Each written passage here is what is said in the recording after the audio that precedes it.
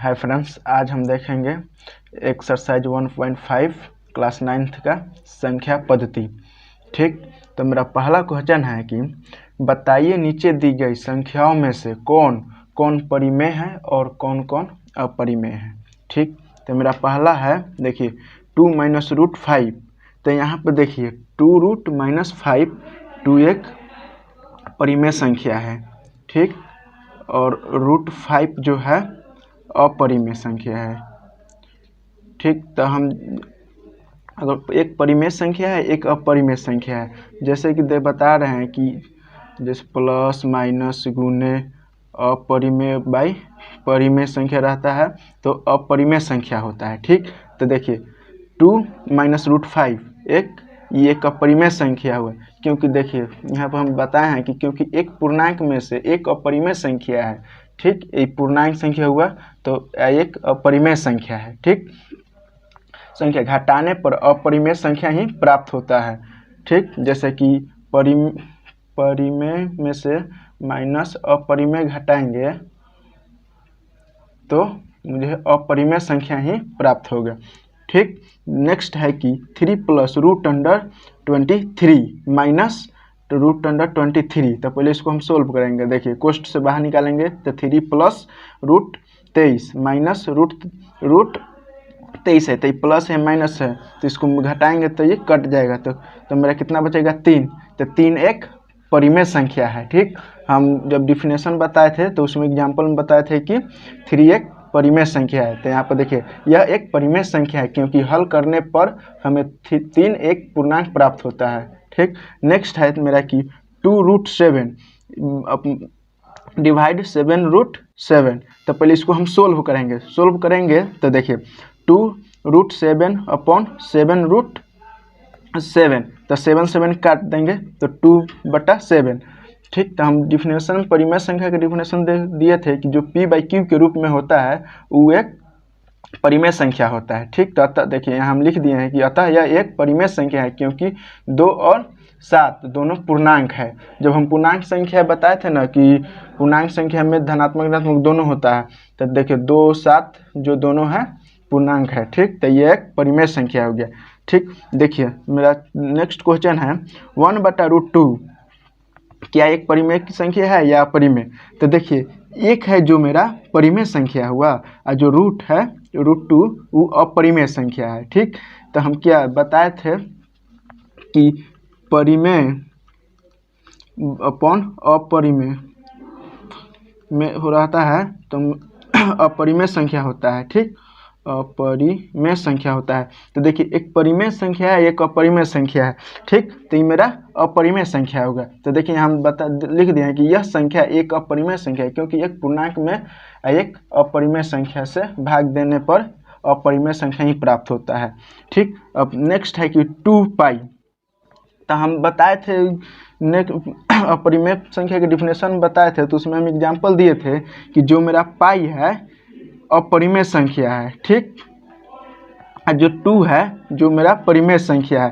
तो देखिए यहाँ पे हम बताए थे कि प्लस माइनस गुना या डिवाइड ठीक रहता है, एक अपरिमेय संख्या रहता है एक परिमेय संख्या रहता है, तब मेरा वैल्यू उसका मान आता है अपरिमेय।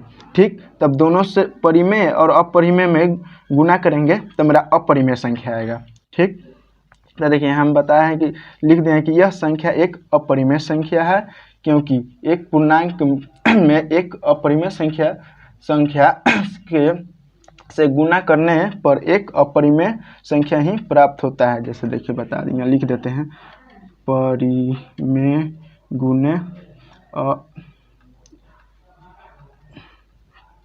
परिमेय संख्या इक्वल टू अपरिमेय संख्या होता है। ठीक, ऐसा ही देखिए परिमेय अपॉन अपरिमेय ठीक इक्वल टू अपरिमेय संख्या प्राप्त होता है। ठीक, मेरा क्वेश्चन नंबर 2 है कि देखिए निम्नलिखित व्यंजकों में से प्रत्येक व्यंजक को सरल करें। ठीक, हमको सोल्व करना है, तो पहले हम कुछ फार्मूले देख लेते हैं। ठीक ना, हम बता रहे हैं फार्मूला कुछ। देखिए यहाँ पे है मेरा कि a + b कोष्ठ में, ठीक, फिर a - b तो इस क्वेश्चन का फार्मूला होता है ए स्क्वायर माइनस बी स्क्वायर। तो ठीक, देखिए फिर दूसरा है एक्स प्लस ए कोष्ट में, फिर X plus B is equal to X square plus A plus B कोष्ट में कर देंगे उसके इंटू एक्स, ठीक, और उसके बाद प्लस ए बी। फिर देखिए ए प्लस बी का होल स्क्वायर, तो हम 8 क्लास में पढ़े होंगे ए प्लस बी का होल स्क्वायर होता है कितना, तो A square plus 2ab plus B square. फिर नेक्स्ट है देखिए ए माइनस बी के होल स्क्वायर, तो हम ये भी पढ़ लिए हैं 8 क्लास में कि A square minus 2ab plus B square. तो इसी तरह देखिए मेरा क्वेश्चन नंबर 2 का पहला क्वेश्चन है कि 3 प्लस रूट 3, ठीक, इंटू 2 प्लस रूट 2। तो हम पहले गुना करेंगे 3 को 2 से, फिर रूट 3 को गुना करेंगे 2 से, फिर देखिए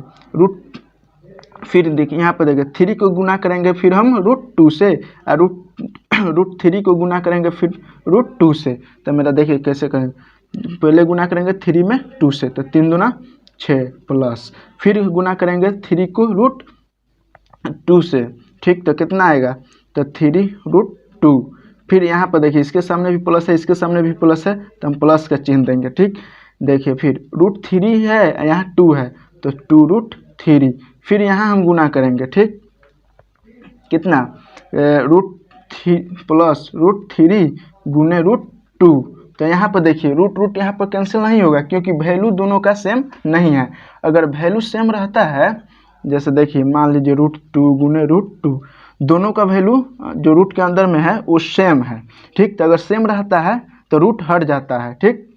तो यहाँ पे सेम नहीं है, तो हम देखिए लिखेंगे 6 plus 3 root 2 plus 2 root 3 plus, तो जब रूट दोनों का वैल्यू सेम नहीं है तो हम रूट के चिन्ह देंगे, ठीक। लेकिन जब दोनों अंदर में लिखेंगे 3 गुने 2 एक ही साथ, ठीक, तो फिर आगे बढ़ेंगे 6 plus 3 root 2 plus 2 root 3 plus इसको गुना करेंगे 3 दूना 6, ठीक। तो ये मेरा देखिए यहाँ पर हम फार्मूला बता दिए, शुरू से बोलते हैं। देखेंगे क्वेश्चन नंबर 2 कि 3 plus root under 3 into 3 minus root 3। तो देखिए यहाँ पर हम फार्मूला लिखे हुए हैं कि x प्लस ए और इंटू एक्स माइनस बी। तो मेरा फार्मूला है ए स्क्वायर माइनस बी स्क्वायर। तो देखिए ए का वैल्यू कितना है, यहाँ पे 3, ये मेरा ए का वैल्यू हुआ, और बी का वैल्यू देखिए कितना है, रूट 3, ठीक। तो हम यहाँ फार्मूला पर बैठाएंगे, ए का वैल्यू कितना है 3, तो 3 का होल स्क्वायर माइनस, फिर देखिए यहाँ पर कितना है रूट 3, तो बी का वैल्यू मेरा कितना है रूट 3, तो यहाँ पर रूट 3 का होल स्क्वायर देंगे, ठीक। इसको गुना करेंगे 10 3 9 माइनस, जब रूट में रूट पर स्क्वायर आता है तो रूट कट जाता है, तो कितना आया मेरा 3, तो घटाएंगे 9 में से 3 को घटाएंगे तो कितना आएगा मेरा आंसर 6। तो ये मेरा प्रॉब्लम सॉल्व हो गया। अब नेक्स्ट क्वेश्चन हम देखेंगे, देखिए root under 5 plus root under 2 के होल स्क्वायर। देखिए ये फार्मूला है मेरा, इस फार्मूला पर हम बैठाएंगे, ठीक। देखिए ए का वैल्यू कितना है रूट 5, बी का वैल्यू कितना है रूट 2, फिर मेरा पावर कितना है 2, तो यहाँ 2 पर है। तो देखिए इस फार्मूला पर हम बैठा देंगे, देखिए ए प्लस बी का whole square A square plus 2 A B plus B square, ठीक। तो देखिए यहाँ पे ए का वैल्यू कितना दिया हुआ है रूट 5, तो यहाँ हम रूट 5 का होल स्क्वायर देंगे, ठीक। यहाँ पर देखिए फिर प्लस 2 गुने रूट ए का वैल्यू कितना है रूट 5, ठीक, गुने और बी का वैल्यू कितना है रूट 2।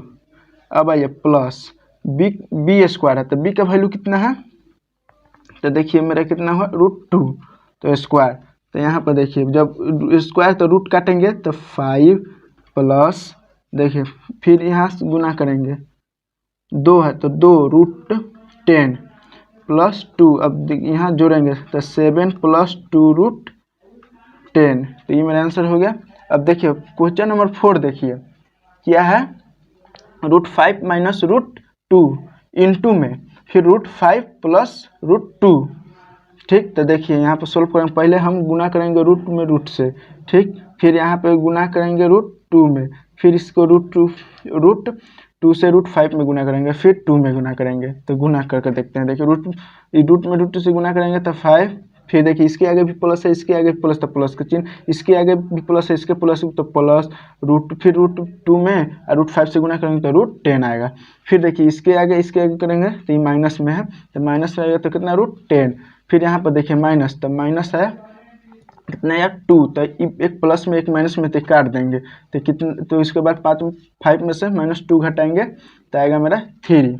ठीक, अब आइए क्वेश्चन नंबर मेरा 3 है कि आपको याद होगा कि पाई को एक वृत्त की परिधि मान लीजिए C है, ठीक, और उसके व्यास मान लीजिए D है, ठीक, के अनुपात से परिभाषित किया जाता है, अर्थात पाई = C/D है, तथा इससे तथ्यता का अंतर विरोध करता हुआ प्रतीत होता है कि पाई एक अपरिमेय संख्या है। इस अंतर विरोध का निराकरण आप किस प्रकार करेंगे? तो देखिए हम जानते हैं कि पाई जो है अपरिमेय संख्या है, ठीक, तो यहाँ पर हम बताएंगे कि मान लीजिए कोई एक सर्कल हुआ, ठीक, तो इसका परिधि निकालना है, तो परिधि मेरा कितना होता है 2π यार, तो जब इसका पूरा निकालेंगे तो 2π, तो मान लीजिए इसका वैल्यू कुछ आएगा 28 समथिंग, इसी तरह। तो देखिए यहाँ पे जो पाई = C/D, मान लीजिए कि यह C जो है एक अपरिमेय संख्या है, मान लीजिए D परिमेय संख्या है, तब पर भी मेरा यह परिमेय संख्या है, ठीक। अब पहले से हम जानते हैं कि पाई एक अपरिमेय संख्या हुआ, ठीक, तो हम यहाँ लिखेंगे कि पाई = C/D दरअसल यह एक वृत्त के परिधि और व्यास का अनुपात है, अतः यह एक अपरिमेय संख्या है, तो यह अपरिमेय संख्या है, जहाँ C और D = 22/7। देखिए हम 22/7 कहाँ से लिखे, जब हम यहाँ पाई के वैल्यू लिखेंगे, पाई का वैल्यू हम जानते हैं ना कि मान कितना होता है 22/7, तो हम इक्वल टू में शायद 22/7 लिखें, ठीक, तो ये समझ में आ गया। अब नेक्स्ट क्वेश्चन हम देखते हैं। मेरा नेक्स्ट क्वेश्चन है निम्नलिखित के हरों का परिमेयकरण कीजिए, पर यहाँ पे बोल रहा है परिमेयकरण करने के लिए, ठीक, इसको बोलते हैं हर, इसको बोलते हैं अंश, इसको बोलते हैं हर।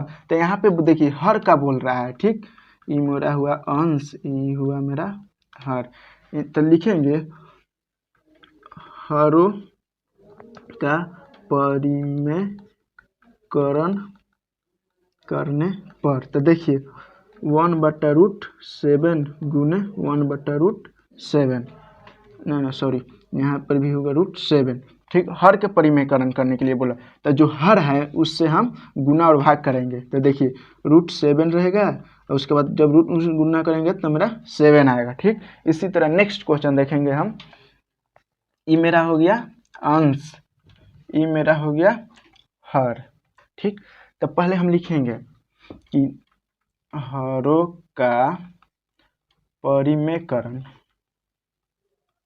करने पर, ठीक, तो देखिए यहाँ पे लिखेंगे 1/√7 - √6 गुने, देखिए अगर यहाँ पे हर में माइनस रहता है तो हम प्लस, जब इसको परिमेयकरण करेंगे तो मेरा चिन्ह जो है वो चेंज हो जाता है, ठीक, तो देखिए लिखेंगे √7 + √6 अपॉन √7 + √6।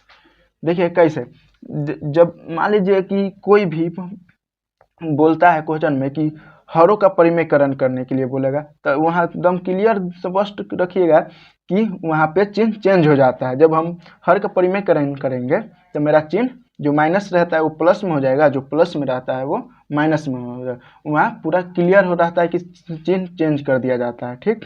तो देखिए हम यहाँ पे चिन्ह जो है चेंज कर दिए, ठीक। अब हम इसको हल करेंगे, तो देखिए √7 + √6, अब ई वाला जो दोनों है, दोनों का चिन्ह जो अलग अलग है, तो पहले हम 7 से 7 में गुना करेंगे तो 7, और फिर देखिए फिर इससे √7 और √6 में गुना करेंगे तो मेरा प्लस में आएगा, तो प्लस में आएगा तो कितना 42 आएगा, ठीक।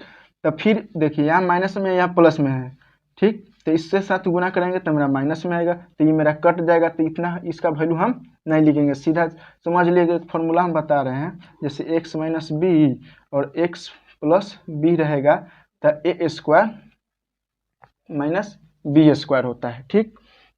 तो देखिए डायरेक्ट यहाँ पर फॉर्मूला पर भर दीजिए, ए स्क्वायर कितना हुआ 7, बी स्क्वायर करेंगे तो कितना आएगा -6। तो यहाँ पर देखिए √7 प्लस √6 अपॉन -1, तो देखिए √7 प्लस √6 मेरा आंसर। इसी तरह देखिए नेक्स्ट क्वेश्चन है 1/√5 प्लस √2, ठीक। तो इसको भी सेम प्रोसेस से बनाएंगे। तो पहले लिखेंगे हरों का परिमेयकरण